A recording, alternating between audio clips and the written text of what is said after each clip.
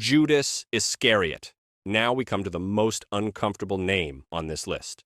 Judas Iscariot. He is not a pagan king, not a corrupt ruler, not an enemy outsider, a disciple. Judas walked with Jesus. He ate with him. He heard every sermon. He saw every miracle. He wasn't ignorant. He was close. And that's what makes this story so hard to sit with. The Gospels don't pretend Judas was misunderstood. Jesus himself says, "The Son of Man will go as it has been decreed, but woe to that man who betrays him." Luke 22:22. That single sentence holds a tension we are not meant to resolve. God's plan is moving forward, as it has been decreed, and Judas is still fully responsible. Woe to that man.